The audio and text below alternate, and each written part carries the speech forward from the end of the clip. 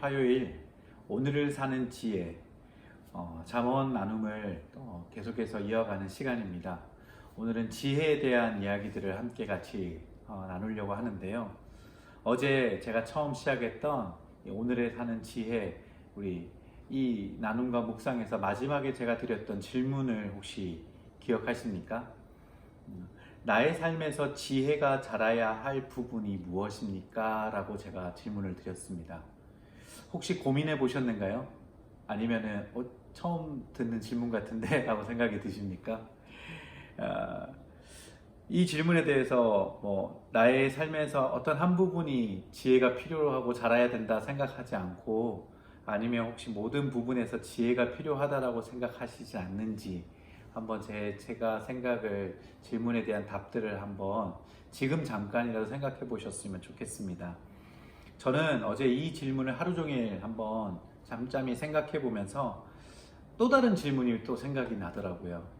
나의 삶에서 지혜가 자라야 할 부분이 무엇인가 이전에 어떤 질문이 또 먼저 생각이 났냐면, 나의 삶에서 지혜가 필요한 영역이, 그러니까 그 지혜가 왜 필요한가 였습니다. 여러분은 왜 지혜를 구하십니까? 저는 어제 이 질문에 대한 저의 솔직한 대답을 먼저 찾아보았습니다. 사실 인생에서 실수하거나 오판하고 싶지 않는 마음 때문에 저는 지혜를 찾고 있었습니다. 좀 더 풀어 이야기해 본다면, 일상에서의 결정들, 인생의 크고 작은 선택들을 오판해서 실수하거나, 그리고 또 내가 공경에 빠지지 않기 위해서 결코 실수가 없으신 하나님께서 주시는 그 지혜로 채운다면 내 인생이 실수 없이, 잘못됨 없이, 어긋남 없이 살아갈 수 있겠다라는 생각이 들었습니다. 그래서 사실 지혜를 구하고 있었구나 라는 생각을 해보았습니다. 저는 이 하나님의 지혜에 대한 저의 태도를 올바른 지혜를 얻기 위해 어긋나 있다라는 생각을 할 수밖에 없었습니다. 오늘 그것에 대해서 이 잠언은 우리에게, 이 잠언을 끝까지 살펴볼 때 주는 하나님의 지혜에 대해서 설명하고 있습니다. 오늘 함께 읽을 잠언 1장 1절 2절 말씀을 같이 한번 읽어보겠습니다. 이스라엘의 왕 다윗의 아들 솔로몬의 잠언입니다. 이 글을 쓰는 것은 지혜와 교훈을 얻게 하고 슬기로운 가르침을 깨닫게 하고, 오늘 2절에서 잠언이라는 책을 통해서 지혜와 교훈을 얻게 하고 슬기로운 가르침, 개역 개정에서는 명철이라고 말하는 것을 깨닫게 한다라고 말하고 있습니다. 이 세 가지, 지혜와 교훈과 명철을 제가 잠깐 설명해 드리면서 오늘 잠언을 통해서 얻게 되는 우리 인생에서 하나님의 지혜가 왜 필요한가에 대한 질문을 제가 답으로서 함께 같이 나누고자 합니다. 먼저 말하는 지혜는 히브리어로 호크마라고 합니다. 이 단어는 도덕 이상의 뜻을 담고 있습니다. 팀 켈러 목사님은 이 호크마라는 지혜를 어떻게 하라고 분명하게 제시된 도덕법이 없을 때도 올바른 선택을 내리게 하는 것이다라고 정의하고 있습니다. 어떤 상황에 정확한 답을 내릴 수 있는 규정집이 주어지고 있다면 우리는 그 책만 가지고, 그 책만 열심히 보면 당연히 해결이 될 것입니다. 하지만 하나님의 지혜는 이러한 분명한 도덕과 같은 기준이 없다 할지라도 우리에게 올바른 선택을 내리게 되는 지혜를 이 잠언을 통해 주고 있다라고 설명하는 그 단어 호크마, 우리가 기억하셨으면 좋겠습니다. 단순히 내가 원하는 답을 얻기 위함, 실수 없이 인생을 살기 위해 지혜를 얻을 수 있는 수준을 넘어서서 하나님의 지혜를 잠언을 통해 얻게 된다는 것입니다. 그것이 하나님의 지혜, 바로 예수 그리스도입니다. 잠언을 살피며 나의 모습을 함께 대입해 보면서 우리가 잠언을 살피게 되기도 하겠지만, 똑같이 이 잠언의 말씀을 보면서 예수님의 모습과 예수님의 마음을 대입해 보시면 어떨까요?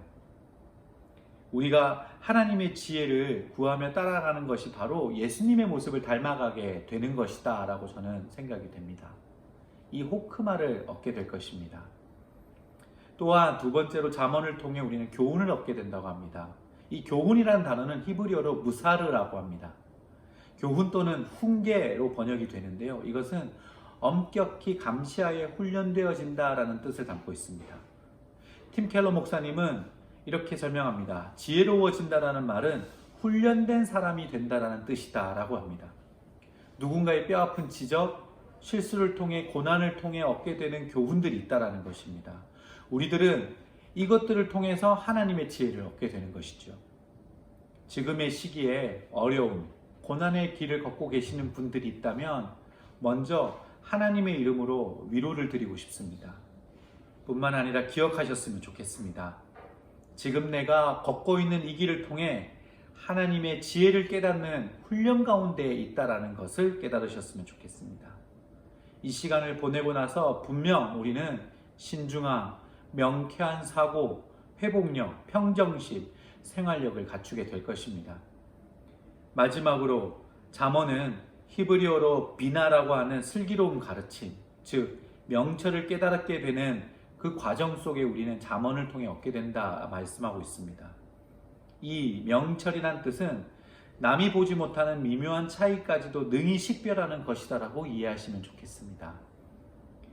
쉽게 말해서 어떤 상황에서 선과 악만으로 가르치 않고 인간의 동기와 성격 등 복합적인 차원까지 식별할 수 있는 것이라고 명철을 이해하시면 좋겠습니다.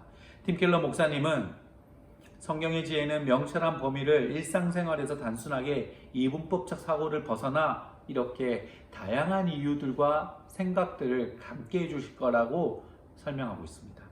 예를 든다면 이전에 단순히 몸무게가 늘어있는 사람을 보면 저 사람은 게으른 사람이야 라고 우리는 단정짓고 생각할 수 있는 가능성이 높았지만 사실은 명철을 갖고 있는 사람은 몸무게가 늘게 된 다양한 이유를 생각하면서 단순하게 저 사람을 정죄하거나 판단하지 않을 것입니다.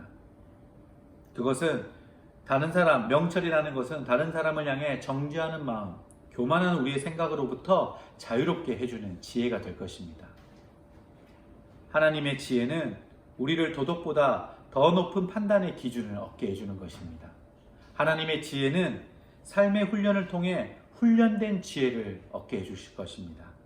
하나님의 지혜는 미세한 차이를 느끼고 생각하게 해주게 될 것입니다. 이러한 지혜를 사모하면서 소망하면서 잠언을 살펴보시면 좋겠습니다. 그리고 오늘의 삶 속에서 하나님의 지혜를 기대하는 여러분들이 되셨으면 좋겠습니다. 기도하겠습니다. 주님, 저의 옹졸하고 필요한 것만 채우는 이기적인 마음을 용서하여 주시옵소서. 저는 제가 믿는 것들에 안다고 말하며 그것을 전부인 것처럼 행동했습니다. 제 삶을 인도하셔서 지혜가 자랄 수 있게 하여 주시옵소서. 그 지혜를 하나님을 닮아가며 배우게 하소서. 또한 삶에 맞닥뜨리는 어려움과 실망을 하나님이 주시는 훈계, 훈련으로 받아들이며 훈련된 지혜를 얻게 하여 주시옵소서. 훈계와 훈련을 두려워하지 않고 살며 배우게 하게 하소서. 주님, 매사에 이 문법적으로 되어 있던 삶의 태도에서 하나님의 지혜로 인해 겸손과 명철을 더하여 주시옵소서. 오늘 하루의 삶 속에서 오늘의 기도가 이루어지게 하여 주시옵소서. 예수님의 이름으로 기도드립니다. 아멘.